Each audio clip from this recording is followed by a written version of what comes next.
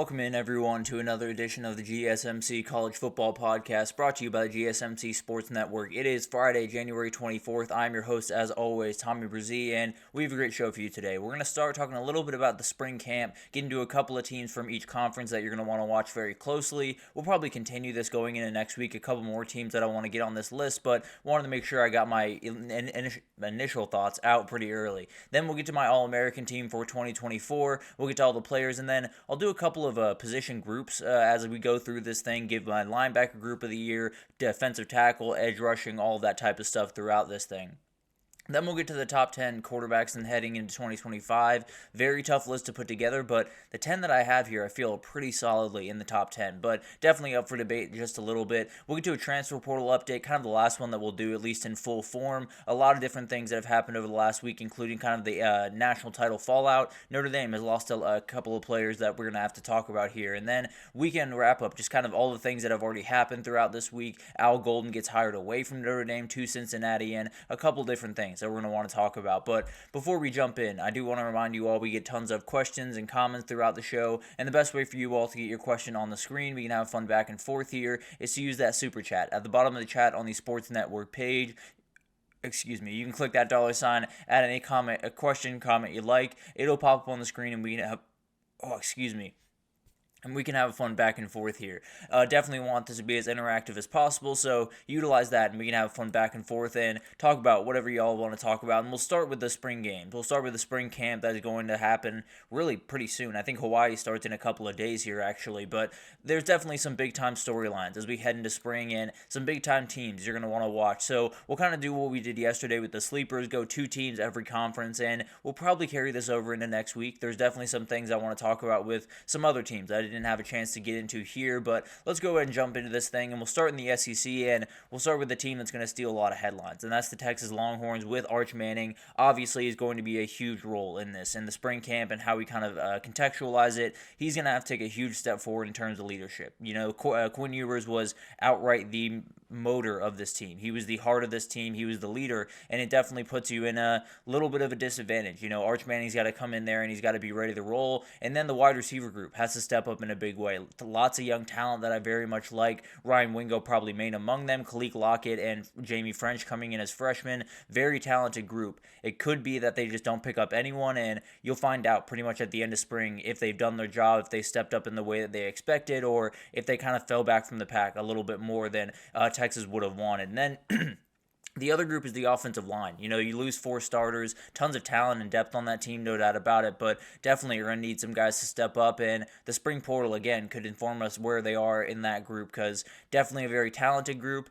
Definitely a group that could use some reinforcements, and we'll actually talk about that when we get into the transfer portal, because I think there's one of those Notre Dame guys that they could be very well in for. But very talented group, there's no doubt about that. I think throughout spring, we're just going to have to see how the early returns on Arch Manning are. You have to assume they're going to be pretty good, because they've been good for the last couple of years, but definitely going to be interesting to watch the periphery. You know, how are the wide receivers playing? How's the offensive line going in? A lot of different little things with all those players kind of walking out the door to the NFL. And then South Carolina. I think this is a team that everyone's going to want to watch as we head into 2025. You have Lenore Sellers. 2025 is going to be a huge year for him, and the sky-high expectations are going to come with that. It's going to be really awesome to see what happens with that, but the real question that I have is on the defensive side of the ball. You know, you lose a guy like Kyle Kennard, you lose a guy like TJ Sanders, and you're looking up and you don't necessarily have the defensive line that you had a year ago. That was a huge motor for what they were able to do, but at the end of the day, you do have Dylan Stewart, you do have a couple other guys that can make some big-time plays. It's going to be a little bit of a patch job. On the defensive side of the ball, you're going to have big guys step up, and then Dylan Stewart's going to have to be the absolute game wrecker that he's capable of being. So it'll be interesting to see what they do in the portal in spring. Maybe they pick up a couple more defenders that kind of to shore up their back end. I think Nick Emanwari leaving is a huge hit, but you do have Kilgore back. Definitely some very good talent on that defense, but some things you're going to have to patch, especially on that front 4, and we'll see if they can do that, and we'll see what they do in spring that could kind of inform how far along they are at that position. Moving over to the Big Ten, you do have Indiana. You're out with Curtis Rourke, you're in with Fernando Mendoza, and you got to be ready to roll. There's no doubt about that. Curtis Rourke was a fantastic player on the field, but he was also a huge leader for this team off the field. He was a guy that definitely put them in a great position to win, and a lot of these guys were more than willing to follow him into the fire. So I think Fernando Mendoza has to be the same guy. He's obviously come off as that guy when he was at Cal. It's going to be a whole new battle, no doubt about that. Walking into the Big Ten, playing for a program that just went to the CFP, you know what they want to do. So that's going to be a lot of pressure on him. We'll see how he reacts to that. And then a lot of players just kind of making their way out. After coming over from JMU, they're probably making their way to the league. Some that have a couple more years, but a couple that are finding their way off. And still plenty of talent on this roster, but some young players will have to step up for this team. Some new transfers will have to step up for this team. So that'll be a really interesting thing to watch. Really like where this team is at, but that Fernando Mendoza piece is going to be huge as we head into spring. Penn State is obviously going to be one you're going to want to watch, and the reality is you've been put on the pedestal by the way too early rankings. Kind of the same thing with Texas and Arch Manning. You got to deliver. One way or the other, you have to find a way to win a ton of games, and Drew Aller is in a position where you got to continue to take strides and maybe take a big-time stride this upcoming year, because this past year, while it was good, while you took that step forward, wasn't quite the step forward that a lot of people expected, wasn't quite as good against those elite defenses that he played throughout the year. So definitely a guy that needs to step up. And then you do have the wide receiver group. That's always going to be a big question at Penn State until they get figured out. Kyron Hudson and Devontae Ross come in from the portal, and you got to get early returns on those guys. If you don't, you have to dip back in during spring. I probably think they're going to do that anyway, if I'm being honest, but I do think there's a little bit of an opening where you got to get that figured out. And if Kyron Hudson can step up huge during spring practice, then maybe you have a little bit more comfort in your pass game going into 2025. And then on defense, they return tons of talent. I'm not overly worried about those guys, but losing a guy like Abdul Carter is huge. Losing a guy like Jalen Reed on the back end is huge. So replacing those guys is not going to be easy. Will be interesting to see who steps up. I know it's going to be Denai Dennis Sutton in the edge rushing department, but in the back end, it's going to be huge to see who steps up into that position and who kind of takes the charge. Zakee Wheatley would be the number one pick, but definitely some other guys that have to step up huge.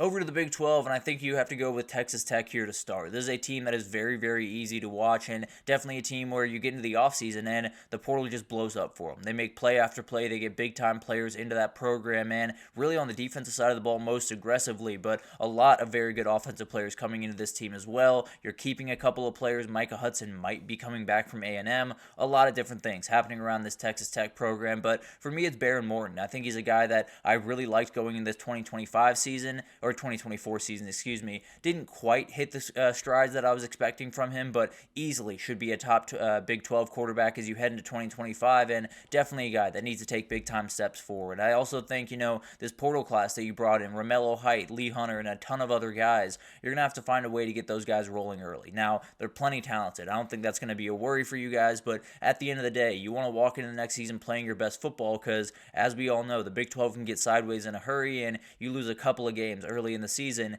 it's a hole that's going to be really hard to dig yourself out of. So definitely a really interesting team to watch. One team that I think when you look forward to 2025 and really beyond, I think it's a program that could have some real success over the next 5 or 10 years. But at the end of the day, you need that kickstart. You need the one season that really gets everything rolling downhill. This is probably going to be that season for Texas Tech if they're going to get it done. Definitely going to be something to watch, and a team that I really like going into this year. Also a team that has some questions as we head into next year. Houston is a team that I'm really interested in, more just kind of a pet project more than anything else, but you do bring in Connor Wegman to play quarterback behind Willie Fritz, and I think it's a really, really good concept. I think that duo is definitely going to work out very, very well. Won't necessarily bring the running ability that some of the other players that he's had did bring, but at the end of the day, very talented passer, and I think they've done a great job in the portal defensively. You bring in a guy like Dean Connors over from Rice, you bring Keontae Scott over from Auburn. I think they're both very nice pickups. Now, I'm not necessarily expecting this team to light the world on fire or be a top 25 or even a playoff team in 2025, but I do think there's an opening here. I do think there's an ability for the Big 12 to go a little bit crazy next year. Maybe Arizona State doesn't play quite as well as football as they did this year. Maybe BYU takes a step back, and then the void is there for someone to step up into that, and I don't necessarily think Houston's going to get to the CFP next year. I do think they could be a team that you line up in front of them on a Saturday and you find out that your season's essentially ended because they've beaten you in the middle of November or something like that. Over in the ACC, I think we got to talk about Pitt. You have Eli Holstein, you have Pitt that are coming off a year that just turned on a dime on them. You had 7-0 and then 7-6 in a hurry, and I'm sure it felt that way for those players. You know, he had the injury to Eli Holstein. He also struggled in a couple of those games down the stretch. And you look forward to 2025. Tons of defensive talent. There's no doubt about that. Very veteran, very smart group coming back. And then you have someone like Desmond Reed leading the way on the offensive side of the ball. It should be a good team. I feel pretty confident that this should be a team that is very formidable in 2025, but they want to take that step forward. You know, they don't want to just be a team that halfway through the year is a fun story. They want to be the team that makes it to the CFP instead of an SMU team. So that's going to be something interesting to watch. Love what Eli Holstein brings to that team, but he needs to take that step forward, and this whole team needs to take that little step forward going into 2025. And then Miami. This is the one for me. This is the one that I think is the most interesting, and Carson Beck is a huge piece of that. You know, that injury is going to be really interesting to watch throughout spring, but I'm also really focused on Emory Williams. I think he's a guy that you're probably going to have step in some pretty big moments throughout this year. I think there's going to be moments where you really have to have that guy step in, make some big-time throws. We'll find out in spring how long he is, definitely just where he is, how confident he is going into next year. And then you do have Corey Heatherman coming in from Minnesota. Going to be really interesting to hear the early returns on that group and see a group that I really have high hopes for. I really like the defensive talent that they brought in, but definitely still a group that you have some questions about. So I think it's going to be a great team, but I think the questions in spring are very, very real. I think you look at Carson Beck and you say, that's definitely the biggest question, no doubt about that, but you need a little bit of a fail-safe in Emory Williams. He's going to have to take a big time step forward. And then Miami, you got to get that defense moving forward. You got to get that defense where it should be in terms of talent, and definitely will be a really interesting thing to watch. And overall, I think when you go throughout spring camp, it's always hard to get a beat on some of these teams. You have kind of a zero-sum game because you're playing against one another, and you don't really know which is great, which is not so good, if they're just two elite units, if they're two terrible units. So it'll be interesting to watch this unfold. But the reality is a lot of teams become contenders. A lot of teams kind of fall out of the mix during this time of year because it's a lot of change. It's a lot of different things going on, and it'll be a really interesting thing to watch as we move into spring, and definitely some more teams that I'll talk about likely next week. But let's take our first break here, and when we come back, I'll get in my 2024 All-American team, get to all the players that I have, and then I'll do a couple of groups, you know, some teams that just have the best wide receiver group or the best defensive tackle group or things like that. So we'll break that down right after this, so stick with us.